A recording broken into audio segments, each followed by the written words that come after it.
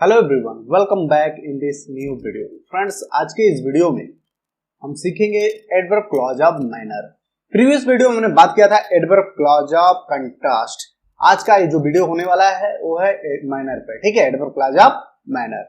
और यह जो पार्ट है, यह वीडियो है, यह हमारा क्लॉज एंड कंजक्शन का लास्ट पार्ट है। क्लॉज एंड कंजक्शन का ये लास्ट पार्ट है, ठीक है। तो जो सीरीज चल रहा था हमारा कंजक्शन एंड क्लॉज का, यह लास्ट पार्ट होने वाला है एडवर्ब क्लॉज ऑफ मैनर। अब इसमें जितने भी कंजक्शन हैं आज के इस वीडियो में रिलेटेड टू मैनर, ठीक है, आज के इस वीडियो में हम डिस्कस करने जा रहे हैं विथ एग्जांपल्स। सो फ्रेंड्स, आप इस वीडियो में स्टार्टिंग से लेकर अंत तक जरूर बने रहें। I hope you will learn something special and interesting related to conjunction and clauses. अब देखिए, हमारे पास जो एडवर्ब क्लॉज है, पहले हम इसको देख लेते हैं, डिफाइन कर लेते हैं कि क्या होता है। देखिए, adverb clause of manner is a subordinating clause. ये क्या होता है? एक सबऑर्डिनेटिंग क्लॉज होता है, हम जानते हैं, जैसा कि दैट शो रिप्रेजेंट करता है, दिखाता है हाउ समथिंग इज डन, कि कुछ भी कैसे किया जा रहा है इन द मेन क्लॉज, ठीक है। हम जानते हैं कि सेंटेंसेस में एक मेन क्लॉज होता है जिसको हम प्रिंसिपल क्लॉज बोलते हैं, प्लस एक होता है सबऑर्डिनेट वाला पार्ट जिसको सबऑर्डिनेट क्लॉज बोलते हैं, ठीक है। तो ये जो सबऑर्डिनेट पार्ट है ये क्या होगा? एडवर्ब क्लॉज ऑफ मैनर होगा, एडवर्ब क्लॉज ऑफ मैनर।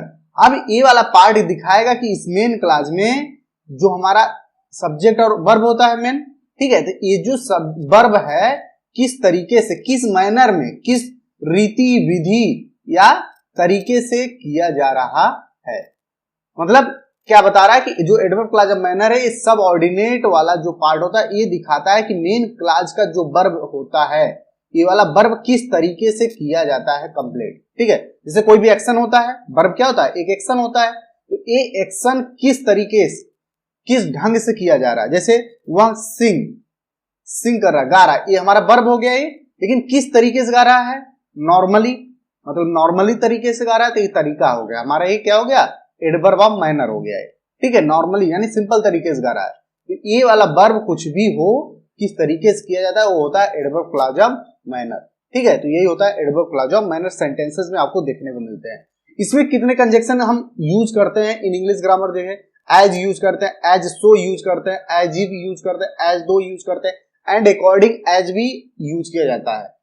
तो अब इन सब एग्जाम्पल्स से रिलेटेड जितने भी पार्ट हैं, with examples one by one करके सभी कंजक्शन हम देखने वाले हैं, ठीक है। तो आप वीडियो में बने रहे अंत तक।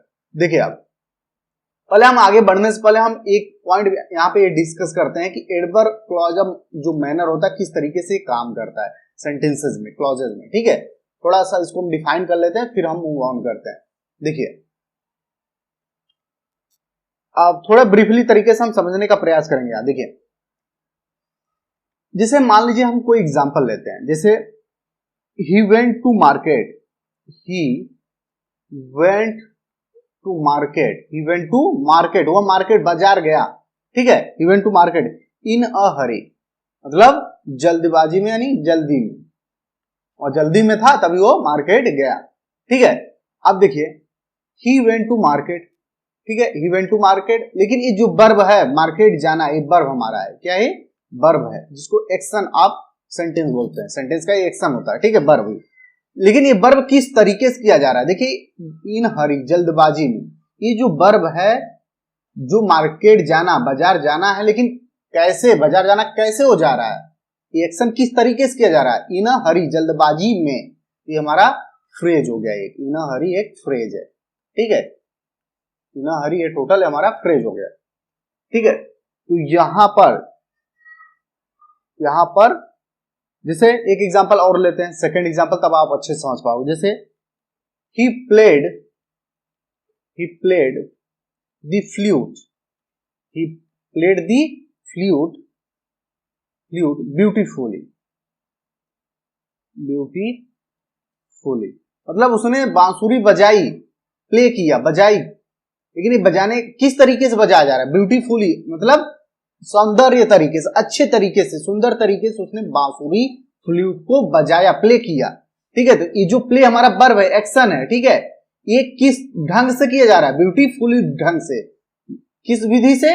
ब्यूटीफुली विधि से किया जा रहा था। जो ब्यूटीफुली है, ठीक है, इन अ हरी है, ठीक है, ये सब हमारे क्या हो गए, एडवर्ब ऑफ माइनर हो गए, ठीक है। जब यही एडवर्ब ऑफ माइनर क्लॉजेस में यूज होते हैं तब क्या हो जाता है, एडवर्ब क्लॉज ऑफ माइनर हो जाता है with subordinate clause, subordinate clause के साथ, तो वो क्या हो जाता है, एडवर्ब क्लॉज ऑफ माइनर हो जाता है, ठीक है। आप समझ पा रहे होंगे इस चीज को। अब देखिए मैंने अभी बताया, जैसे अब इसी को हम क्लॉजेस, ये तो हमारा सिंपल सेंटेंस हो गया, अब इसी को कॉम्प्लेक्स सेंटेंस बनाना हो, ये तो सिंपल सेंटेंस थे। अब सिंपल सेंटेंस में क्या था, एडवर्ब ऑफ माइनर काम कर रहा था, लेकिन क्लॉज कब काम करता है, जब एक कॉम्प्लेक्स सेंटेंस हो जाए। कॉम्प्लेक्स सेंटेंस मतलब आपको क्या देखने को मिलेगा, मेन क्लॉज जिसको हम प्रिंसिपल क्लॉज बोलते हैं, मेन क्लॉज होता है और प्लस सब ऑर्डिनेट क्लॉज होता है, ये क्या बनाता है, कॉम्प्लेक्स सेंटेंस बनाए। अब मेन क्लॉज में क्या आता है, सब्जेक्ट प्लस वर्ब होता है, ठीक है, और इसमें क्या होगा, सबऑर्डिनेट में यहाँ पे कंजक्शन यूज होगा, जो ये सब है कंजक्शन, ठीक है, कंजक्शन होगा, फिर इसके बाद ये हमारे सेंटेंसेस होंगे, ठीक है, हमारे क्या होंगे, सेंटेंसेस होंगे। तब ये हमारा जब इनका यूज, जैसे यहाँ कंजक्शन एज या सो एज इफ यहाँ यूज कर लेंगे, तब यहाँ पर एक कंजक्शन हो गया किसका, एडवर्ब क्लॉज ऑफ माइनर, तब इसमें जो हमारा होगा एक clause adverb clause of minor कहा जाएगा इस फॉर्म में, ठीक है।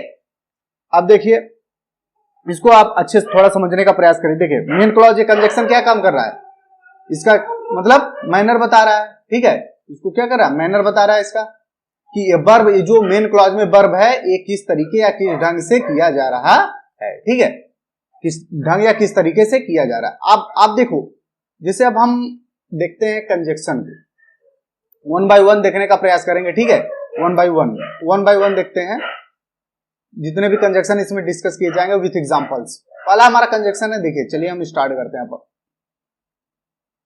ये है एज, अब हमारे पास पहला है कंजक्शन एज, ठीक है। अब एज को हम देखते हैं, एज का यूज कैसे करते हैं in adverb clause of manner, adverb clause of manner में हम एज का यूज कैसे करेंगे।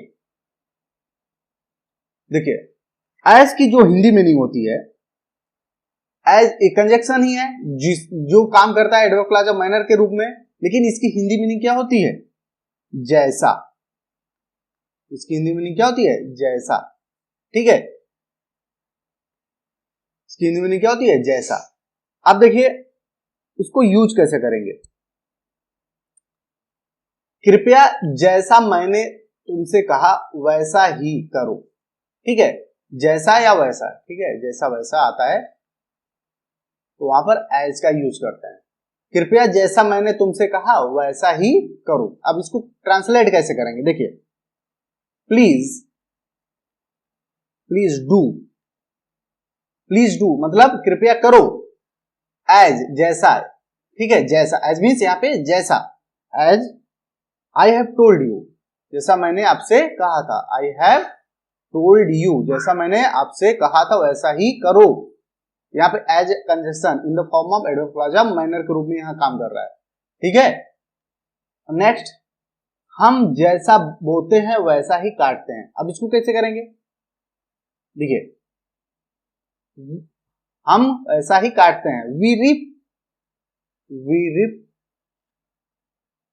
हम काटते हैं एज वी सो, जैसा हम बोते हैं, जैसा हम बोते हैं वैसा हम काटते हैं, वी रिप, हम काटते हैं एज वी सो, जैसा हम बोते हैं, तो यहाँ पे एज का यूज हुआ, ठीक है, जिसकी हिंदी मीनिंग जैसा। नेक्स्ट, कमरे को वैसे ही सजाया गया था जैसा उसने सोचा था। अब कैसे करेंगे, the room was decorated, the room was decorated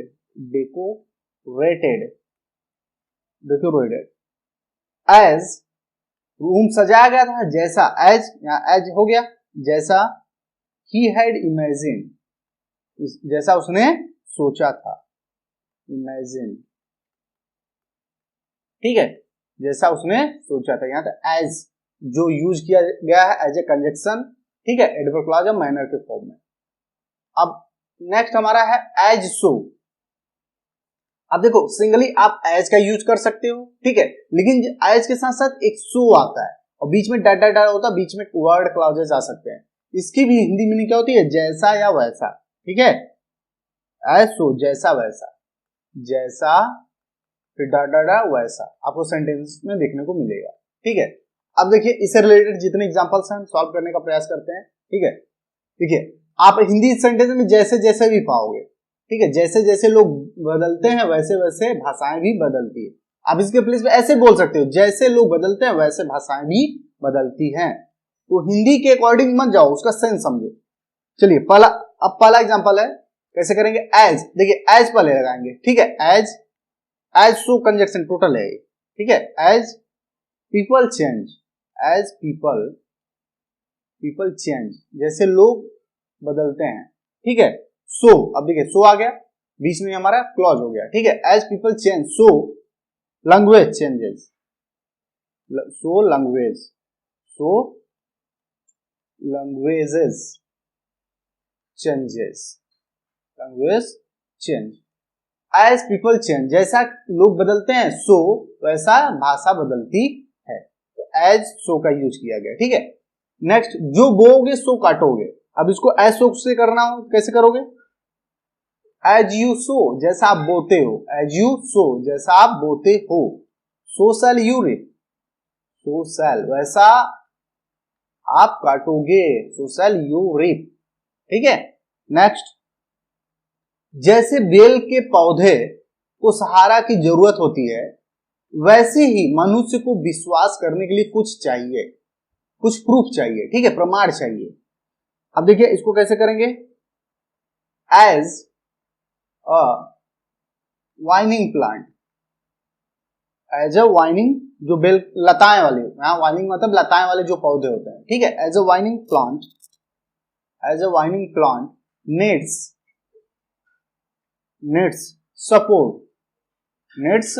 support, so वैसे ही। ठीक है, सो अ मैन नीड्स, एक आदमी को जरूरत होती है, a man needs something, a man needs something to believe in, मतलब विश्वास करने के लिए उसको कुछ जरूरत पड़ती है। ठीक है, as a vining plant needs support, so वैसे ही a man needs something to believe in, विश्वास करने के लिए कुछ चाहिए। ठीक है, जैसे हम उससे डरते थे वैसे ही वे भी थे। ठीक है, यानी जैसे हम डरते थे वैसे वो भी डरते थे। ठीक है, इसको कैसे करेंगे, एज, सबसे पहले एज लगाएंगे, एज वी वर अफ्रेड, जैसे ही हम मतलब भयभीत थे, अफ्रेड ऑफ इट, जैसे उससे डरते थे, सो वैसे ही, वर दे, वैसे वे भी थे, मतलब वे भी डरते थे। ठीक है, तो इस तरीके से एज सो का कंजक्शन हम यूज कर सकते हैं in sentences in the form of adverb clause of manner for Hindi meaning जैसा या वैसा। ठीक है, जैसे जैसे या वैसे वैसे भी आ सकता है सेंटेंसेस में। अब हमारा जो नेक्स्ट कंजक्शन है वो है एज इफ और एज दो, एज इफ और एज दो। देखिए एज इफ और एज दो दोनों सेम, एक दूसरे के क्या है, सिनोनिम्स हैं, एक दूसरे के सिनोनिम्स है।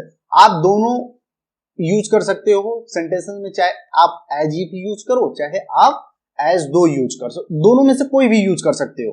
ठीक है, दोनों की जो हिंदी मीनिंग होती है वो होती है मानो जैसा कि, मानो जैसे कि, या मानो आएगा या जैसे कि आएगा। ठीक है, दोनों के लिए, या सेंटेंस में आप मानो आप आ भी सकता है, या तो सेंटेंस में हिंदी सेंटेंस में क्या आएगा, जैसा कि, या तो मानो आएगा या तो जैसा कि आएगा, एज इफ हो या तो एज दो, दोनों में से कोई भी आप यूज कर सकते हो। ठीक है, अब देखिए इसमें थोड़ा सा एक ट्रिक पॉइंट ये है कि आपको थोड़ा समझना यहां पर है कि इसके स्ट्रक्चर थोड़े डिफरेंट टाइप से यूज किए जाते हैं। देखिए आप इसको समझने का प्रयास करो। देखो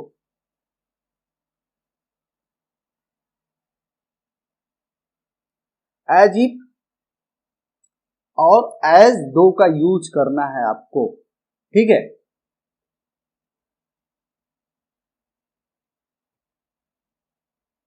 अब देखिए पहले हम समझने का इसको प्रयास करते हैं कि एज इफ कहां कहां और एज दो यूज किया जाता है। जब आपको सेंटेंसेस देखने को क्या मिले, हाइपोथेटिकल सेंटेंसेस हो। हाइपोथेटिकल का मतलब क्या होता है, हाइपोथेटिकल हो या तो इमेजिनरी हो, इमेजिनरी सेंटेंसेस हो, या तो अनरियल, अनरियल मीन्स वास्तविक ना हो, अवास्तविक घटना है। तीनों का मतलब वही होता है, हाइपोथेटिकल इमेजिनरी हो, अनरियल चीज हो, मतलब ऐसे भावनाएं, ऐसे विचार, ठीक है, जो हाइपोथेटिकल मतलब जिसको हम सिर्फ भावनाओं में सोच सके कि ऐसा हो सकता है बट वो रियल ना हो, ठीक है, ऐसे विचार जो हम अपने विचारों को बस हम माइंड में सोच सकते हैं कि ऐसा हो, ठीक है, ऐसा हो सकता है, ऐसा होगा, लेकिन वो रियल में वैसा नहीं होगा, वो होता है हाइपोथेटिकल थॉट्स होता है। इमेजिनरी मतलब सिर्फ विचार में रख सकते हैं, सोच सकते हैं, अनरियल चीज हो सकती है, रियल चीज नहीं हो सकती। वहां पर जैसा कि हम जानते हैं, मैंने बताया कि इसकी हिंदी मानो, मान लो कि ऐसा होता, ठीक है, मान लो मैं इस पूरे देश का राजा होता, लेकिन ये संभव नहीं है, रियल नहीं हो सकता, तो वहां पर मानने वाली बात होती है, ठीक है, वो भी अनरियल में, रियलिटी में वो चीज नहीं हो सकती, ठीक है, तो वहां पर एज इफ और एज दो का यूज किया जाता है, ठीक है। तो हाइपोथेटिकल और अनरियल चीज के लिए अलग अलग स्ट्रक्चर काम करते हैं। इसमें सबसे मेन इंपॉर्टेंट पॉइंट है स्ट्रक्चर, ठीक है। पहले हम स्ट्रक्चर को इससे रिलेटेड समझ लेंगे वन बाय वन, तब इससे रिलेटेड एग्जांपल सॉल्व करेंगे, जिससे कि हम आसान हो जाए ये चीज हमारे लिए, ठीक है। देखिए हमारे पास पहले स्ट्रक्चर देखते हैं। जैसा कि हम जानते हैं कि सेंटेंसेस में क्या देखने को मिलता है, principal clause plus subordinate clause, ठीक है, वही स्ट्रक्चर है यहाँ पर। प्रिंसिपल क्लॉज में आपको क्या देखने को मिलता है, सब्जेक्ट आएगा, फिर ए वर्ब आएगा, ये हमारा इतना क्या हो गया, इतना क्या हो गया, ये प्रिंसिपल क्लॉज हो गया, ये क्या है, प्रिंसिपल क्लॉज। फिर उसके बाद क्या आएगा, आप कंजक्शन यूज करोगे, एज इफ यूज करोगे, या तो एज दो यूज करोगे, ठीक है, या तो एज, दोनों में से कोई यूज करोगे, इसके लिए मानो या जैसा के लिए, ठीक है। पहले प्रिंसिपल क्लॉज आएगा, फिर हम कंजक्शन को यूज करेंगे, एज इफ या एज दो, फिर इसके बाद यही जो आएगा एज इफ और एज दो के बाद यही इंपॉर्टेंट है। देखिए पहला स्ट्रक्चर हम समझने का प्रयास करते हैं। यदि सेंटेंसेस में एज इफ और एज दो के बाद, ठीक है, कोई चीज होना हो, कोई चीज जैसे राजा होता, ठीक है, डॉक्टर होता, तो यहां पे एक विचार रखा जाए हाइपोथेटिकल अनरियल चीज हो, ठीक है, और रियलिटी में ना हो, मतलब एक विचार रखा है कि मैं ऐसा होता, तो वहां होने के लिए हम सब्जेक्ट के बाद क्या यूज कर सकते हैं, वर, WERE। आप इसको समझो फ्रेंड्स, सब्जेक्ट यहां पे चाहे कोई भी हो, चाहे सिंगुलर सब्जेक्ट हो, चाहे प्लूरल सब्जेक्ट हो, ठीक है, कोई भी सब्जेक्ट हो यहां पर, उसके साथ आपको हमेशा वर यूज करना है, WERE, चाहे ही भी क्यों, अब ही के साथ वर ही यूज करना पड़ेगा आपको, यही रूल है, ठीक है, आपको ही के साथ वर ही यूज करना पड़ेगा, चाहे सब्जेक्ट ये हमारा क्या हो, सिंगुलर हो चाहे प्लूरल हो, उसके साथ हमको वर ही यूज करना है। आप इसको ध्यान देना, यहां पे यही समझना है। और इस वर को क्या बोलते हैं, इस वर को हम क्या बोलते हैं, पास्ट सबजंक्टिव इंडिकेट, ठीक है, पास्ट सबजंक्टिव बोलते हैं इसको, ये वर जो होता है इसको क्या बोलते हैं हम, पास्ट सबजंक्टिव, ठीक है, ये पास्ट सबजंक्टिव होता है, सबजंक्टिव होता है, ठीक है। सब्जेक्ट हमारा कुछ भी हो उसके साथ वर यूज करेंगे, और इसके साथ जब होना होगा, जैसे कोई चीज, जैसे मैं डॉक्टर हूं, ठीक है, लॉयर हूं, वकील हूं, राजा हूं, ठीक है, तो वो क्या हो सकता है, या तो एडजेक्टिव हो सकता है या तो नाउन हो सकता है, ठीक है, तो इसके बाद यही आएगा, या तो एडजेक्टिव ही आएगा या तो नाउन, इसके अलावा कुछ और नहीं आ सकता, ठीक है। तो ये पहला हमारा स्ट्रक्चर हुआ, इसको माइंड में सेट करना। यदि किसी चीज का होना हो, या मीन्स आपको एडजेक्टिव या नाउन आए, ठीक है, तो वहां पर सब्जेक्ट के बाद आपको वर ही लिखना है और कुछ नहीं लिखना है, ठीक है। अब सेकेंड जो हमारा स्ट्रक्चर हो सकता है, जब आपको सेंटेंसेस, इसमें तो जब जैसे डॉक्टर हूं, ठीक है, लॉयर हूं, वकील हूं, इसमें तो वर्ब नहीं आ रहा है, लेकिन पहला स्ट्रक्चर ये हो गया, लेकिन सेकंड स्ट्रक्चर क्या करता है कि जब सेंटेंसेस में एक्शन आ जाए, एक्शन मींस वर्ब आ जाए, जब देखिए इस प्रकार पहले वाले स्ट्रक्चर में वर्ब तो नहीं आ रहा था, लेकिन जब सेंटेंसेस में वर्ब आ जाए, क्रिया आ जाए, एक्शन आ जाए, तब कैसे करेंगे? तो वर्ब आने के लिए 3 तरीके अपना सकते हैं, पहला, दूसरा एंड तीसरा, मतलब फर्स्ट, सेकंड, थर्ड, तीनों तरीके से हम वर्ब वाले पार्ट को, सेंटेंसेस को बना सकते हैं। देखिए, जब वर्ब आए तो क्या करते हैं, देखिए सब्जेक्ट लिखेंगे, फिर वुड लिखेंगे, वुड के साथ हम वर्ब का फर्स्ट फॉर्म, फिर अदर वर्ड या कोई आ रहा है तो लिखेंगे। माइंड में रिमेंबर होना चाहिए कि वुड के साथ हमेशा वर्ब का फर्स्ट फॉर्म यूज करेंगे, ठीक है। या तो इसी सेंटेंस को इस तरीके कर सकते हो, सब्जेक्ट के बाद आप क्या यूज करोगे, वर्ब का सेकेंड फॉर्म, वर्ब का सेकेंड फॉर्म यूज करोगे, फिर अदर वर्ड। देखो वुड लगा रहे हो तो वुड के साथ क्या लगाना है, वर्ब का फर्स्ट फॉर्म। यदि वुड नहीं लगा रहे हो तो वर्ब का डायरेक्ट सेकंड फॉर्म लगा दो, ठीक है। अब इसी सेंटेंसेस को आप इस तरीके से कर सकते हो, सब्जेक्ट लिख रहे हो, हैड लिख रहे हो, ठीक है, वर्ब का थर्ड फॉर्म लगा दो, ठीक है। हैड जब आ गया तो ये वर्ब का थर्ड फॉर्म ही लिखना है, ठीक है। तो इसी स्ट्रक्चर के अकॉर्डिंग हम अभी सभी के सभी स्ट्रक्चर पर वन बाय वन सेंटेंसेस हम करके देखेंगे, जिससे कि आपको समझने में आसानी हो जाएगी, आप अच्छे से रिलेट कर पाओगे, चीजों को समझ पाओगे। जब तक हम एग्जांपल सॉल्व नहीं करें तब तक ये स्ट्रक्चर आप समझ नहीं पाओगे। इसको बस माइंड में सेट करके, याद करके आपको सेंटेंसेस बनाने आगे। चलिए, अब हमारे पास सेंटेंसेस हैं रिलेटेड टू एज, इफ और एज दो। इससे रिलेटेड हमारे पास क्या है, सेंटेंसेस हैं। अब हम करके देखते हैं। देखिए, वह चलता है, चलिए हम पेंसिल अपनी चेंज करते हैं।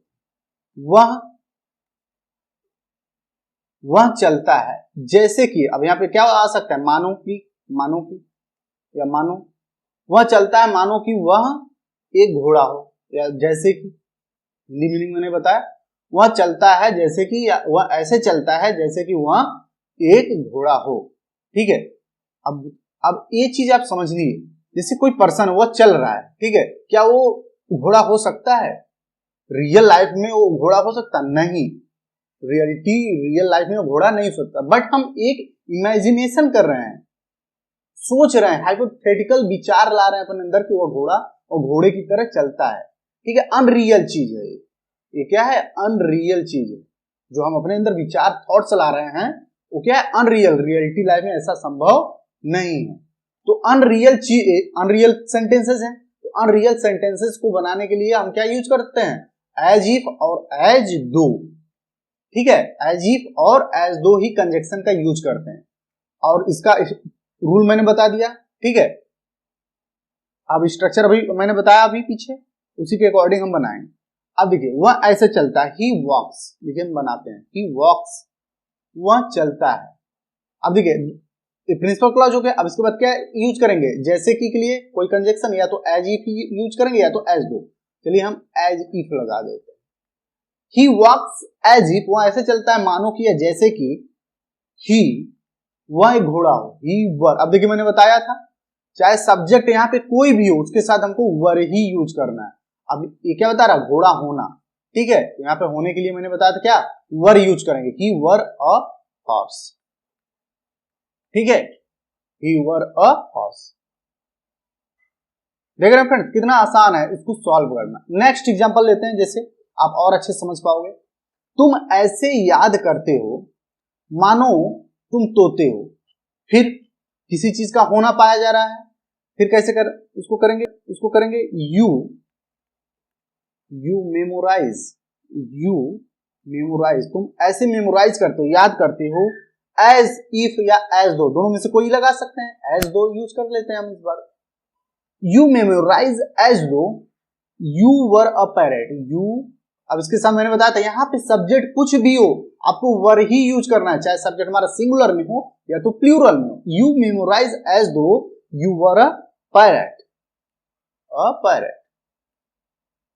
वह ऐसे याद करता है, तुम ऐसे याद करते हो मानो कि, या जैसे कि तुम एक तोते हो, पैरेट, ठीक है।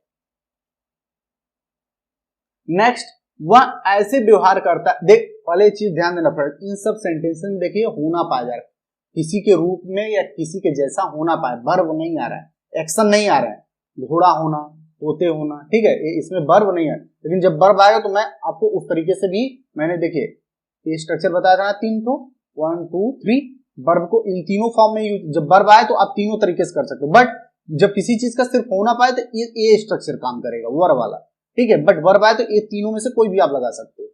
देखिए नेक्स्ट हमारा जो एग्जांपल है, वह ऐसे व्यवहार करता है जैसे वह एक राजा। फिर देखिए राजा होना, इसमें भी होना पाया गया, वर का यूज करेंगे। He behaves, he behaves, he behaves, वह ऐसे व्यवहार करता है एज दो या एज इफ लगा सकते हैं, as if he were a king, जैसे वह एक राजा हो, ही वर अ किंग, ठीक है। देख रहे हैं ना कितना आसान है यूज करना। नेक्स्ट, वह ऐसे बात करती है जैसे उसे सब कुछ पता हो। अब देखिए इसमें वर्ब आ गया, इसमें होना नहीं पाएगा, ठीक है, ये वर्ब आ गया। वह ऐसे बात करती है जैसे उसे सब कुछ पता हो। अब इसको कैसे करेंगे, देखिए मैंने बताया था वर्ब जब आ जाए तो आप तीनों तरीके से कर सकते हैं, ऐसे भी, ऐसे भी, ऐसे भी, ठीक है। वह ऐसे बात करती है जैसे उसे सब कुछ पता हो, ठीक है। लेकिन फ्रेंड्स आप ध्यान देना, मैं बार बार फोकस कर रहा हूं कि जितने भी आप सेंटेंसेस देख रहे हो यहाँ पे सब अनरियल को रिप्रेजेंट कर रहे हैं। सभी सेंटेंस किसको बता रहे हैं, अनरियलिटी। जितने भी सेंटेंस आप पढ़ोगे आपके सामने यहाँ पे दिख रहे हैं, सब वास्तविक, मतलब वास्तविक रियल नहीं है, अवास्तविक घटना है। मतलब सिर्फ हम विचार कर सकते हैं कि ऐसा हो सकता है, ठीक है, बट रियल लाइफ में ऐसा संभव नहीं होगा। तो एज इफ और एज डू सिर्फ अनरियल चीज को बताता है। आप ये माइंड में मेमोराइज कर लेना, ठीक है। सिर्फ किसको, अनरियल, मैं इस पे बार बार फोकस कर रहा हूं। तो जितने भी सेंटेंस आपको याद होने चाहिए कि ये सब अनरियल चीज को बता रहा है, मतलब हाइपोथेटिकल थॉट्स हैं सिर्फ, ठीक है। देखिए अब वह ऐसे बात करती है जैसे उसे सब कुछ, अब ये क्या संभव है कि किसी को सब कुछ पता हो इस पूरी दुनिया में, पूरे वर्ल्ड में? ऐसा संभव नहीं है, ठीक है। ये भी अनरियलिटी चीज है, ठीक है। तो इसको एज इफ और एज डू से करेंगे इसमें, बट इसमें पता वर्ब आ गया है तो वर्ब वाला हम रूल अप्लाई करेंगे। जैसे अब इसको देखिए हम बनाते हैं, सी टॉक्स, वह ऐसे बात करती है, सी टॉक्स एज इफ, वह बात करती है एज इफ, मानो या जैसे कि, एज इफ सी वुड। अब देखिए मैंने बताया था जब वुड लगाएंगे, देखिए हम स्ट्रक्चर पे आते हैं, जब वुड लगाएंगे तो वर्ब का फर्स्ट फॉर्म यूज करेंगे, ठीक है। She would know everything, she would know everything, ठीक है। आप समझ पा रहे हो ना? She talks as if she would know everything. यदि आप इसी को ऐसे बनाना हो, सी, अभी पहले मैं इसी को समझ लेता हूं, सी टॉक्स एज इफ सी, अब वुड नहीं लगाना है हमको, सिर्फ वर्ब लगाना है। तो यहाँ पे वर्ब का कौन सा फॉर्म, देखिए स्ट्रक्चर पे आते हैं, वर्ब का सेकंड फॉर्म, सिर्फ सेकंड फॉर्म क्या यूज कर लेंगे, सी न्यू हो जाएगा, वर्ब का second form see new everything हो जाएगा, ठीक है। इस तरीके से हम बना लेंगे। वह ऐसे बात करती है मानो उसे सब कुछ पता हो। ये दोनों सेंटेंस किसको बता रहे हैं, अनरियल चीज को, मतलब अवास्तविक जो घटना है, हाइपोथेटिकल विचार है, ठीक है, उसको प्रेजेंट करते हैं, ठीक है। चलिए अब हम सेंटेंसेस आगे बढ़ते हैं, ठीक है, अपने सेंटेंसेस की तरफ। जो हमारे पास नेक्स्ट हमारा सेंटेंस है क्या है, ठीक है, ऊपर क्या है नेक्स्ट, तुम ऐसे बोलते हो जैसे तुम मुझे जानते हो। अब देखिए इसमें भी वर्ब आ गया। अब इसको कैसे करेंगे, देखिए या तो वुड से कर सकते हो या तो वर्ब का सेकंड फॉर्म लगा के कर सकते हो। अभी हेड वाला भी बात करते हैं। तुम ऐसे बोलते हो, यू स्पीक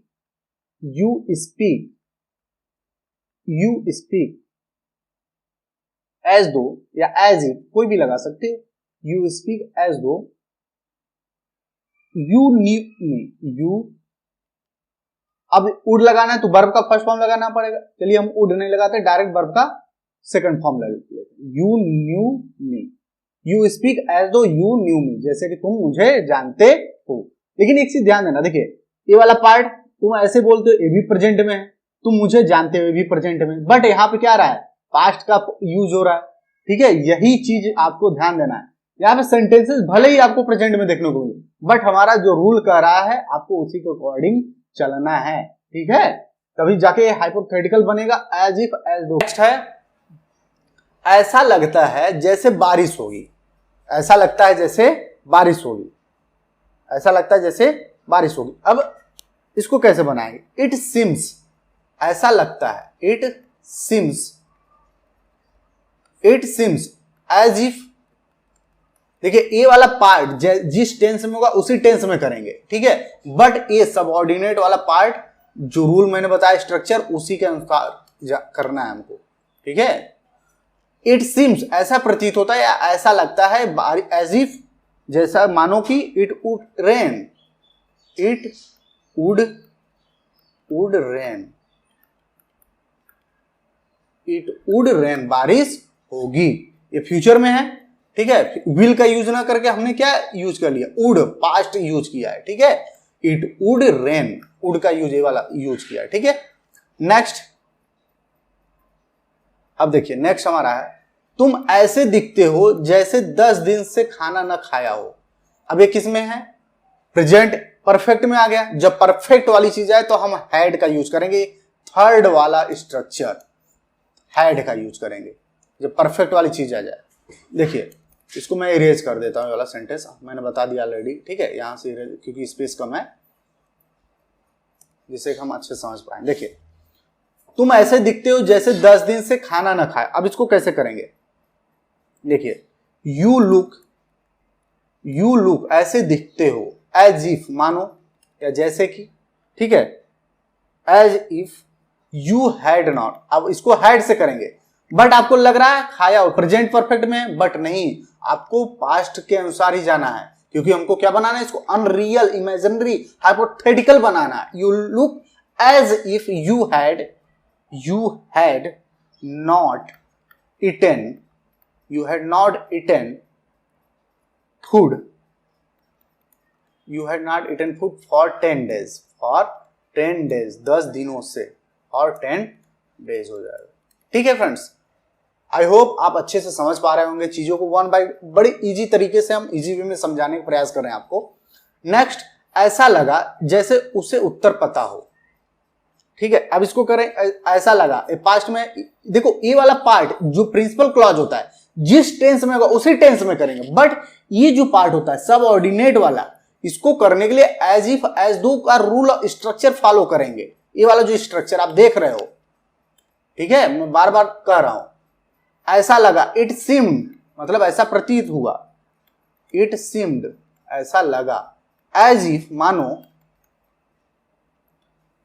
उसे उत्तर पता हो। देखिए प्रेजेंट में है, बट हम इसको पास्ट में करेंगे, कैसे?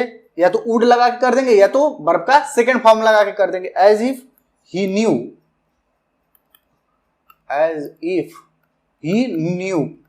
वर्ब का second form, he knew the answer, ठीक है। तो ये था यूज ऑफ एज इफ और एज दो, ठीक है। अब देख रहे हो ना, सभी को अनरियल और हाइपोथेटिकल बनाया गया, ठीक है। जितने भी सेंटेंस आप पढ़ोगे सब अनरियल और हाइपोथेटिकल आपको लगेंगे, ऐसी चीजें लगेंगी कि जैसा हो सकता है, बट ऐसा रियल लाइफ में नहीं पॉसिबल होगा, ठीक है। अब देखिए, जैसे हम रियल और अनरियल चीज में पहले हम डिफरेंस कर लेते हैं, आप अच्छे से समझ पाओ, जिससे कि हम रिलेट कर पाओ कि क्या डिफरेंसेस हैं। जैसे हमारे पास यही था सेंटेंस, हम लिखते हैं, जैसे एक सेंटेंस ले लेते हैं जिसमें वर्ब है, तुम ऐसे बोलते हो जैसे तुम मुझे जानते हो, ठीक है, जैसे यही है, तुम ऐसे बोलते हो जैसे हम, क्या था हमारा अरियल में, एज इफ का प्रयोग पहले अरियल में हमने बनाया, तुम ऐसे बोलते हो, यू स्पीक एज इफ, तुम बोलते हो ऐसे, क्या था, यू स्पीक एज इफ तुम मुझे जानते हो, you speak as if you knew me, तो मुझे वर्ब का सेकंड फॉर्म यूज करके मैंने बनाया, ठीक है। ये क्या था, अनरियल, ठीक है। तुम, पहले इस हिंदी, तुम ऐसे बोलते हो, तुम ऐसे बोलते हो जैसे कि तुम मुझे जानते हो, ठीक है। अब देखिए ये सेंटेंस ये वाला है प्रेजेंट में, हमने इसको प्रेजेंट में रखा, ठीक है, प्रेजेंट में रखा, बट ये भी प्रेजेंट में, लेकिन मैंने इसको प्रेजेंट में नहीं रखा, ठीक है, ए था अनरियल, लेकिन जिस टेंस में अवेलेबल है सेंटेंस में उसी टेंस में यदि बना दो तो रियल हो जाता है। जैसे तुम ऐसे बोलते हो, यू स्पीक एज इफ तुम मुझे जानते हो। प्रेजेंट में तो प्रेजेंट में ही बना दो, you know me, you know verb का first form you know me, verb singular है, प्लूरल सब्जेक्ट, वर्ब में एस या एस नहीं लगा, यू नो मी। देखिए जैसा हमारा सेंटेंस है जिस टेंस में है टोटल यहां से यहां तक उसी टेंस में बना दोगे तो वो रियल हो जाता है, रियल कंडीशन को बताता है, ठीक है। बट उसी टेंस में न बनाकर जो स्ट्रक्चर था किसका, एज इफ और एज दो का स्ट्रक्चर, यदि उसको फॉलो करके हम बनाते हैं तो हमने बताया एज इफ और एज दो किसको बताता है, अनरियल और इमेजिनरी हाइपोथेटिकल कंडीशन को बताता है। तो इसका रूल अप्लाई करने के लिए मैंने क्या बताया था, या तो वुड लगाओ, ठीक है, वर्ब का फर्स्ट फॉर्म, या तो डायरेक्ट वुड नहीं लगाना, वर्ब का सेकंड फॉर्म लगा दो जो कि इसमें यूज है, ठीक है। या तो यदि सेंटेंस है आपको ए वाला पार्ट किस परफेक्ट में देखने को मिलता है तभी आप थर्ड स्ट्रक्चर फॉलो कर सकते हो, हैड वाला। यदि ध्यान देना फ्रेंड्स, यदि ए पार्ट सबऑर्डिनेट वाला सेकंड वाला पार्ट आपको परफेक्ट में देखने को नहीं मिल रहा है तब आप हैड का यूज नहीं कर सकते। जैसे यहां पे एग्जांपल था, देखिए जैसे 10 दिन से न खाया हो, ये परफेक्ट में है तब जाके हमने हैड का यूज किया परफेक्ट में, बट जब ये परफेक्ट में है तो आप हैड का यूज नहीं कर सकते, सिर्फ दो ही स्ट्रक्चर फॉलो कर सकते हैं, एक वुड वाला और वर्ब का ये सेकंड फॉर्म वाला, ठीक है। मैंने वन बाय वन करके आपको एकदम अच्छे से समझाने का प्रयास किया है कि एज इफ और एज दो का यूज कैसे करते हैं, ठीक है।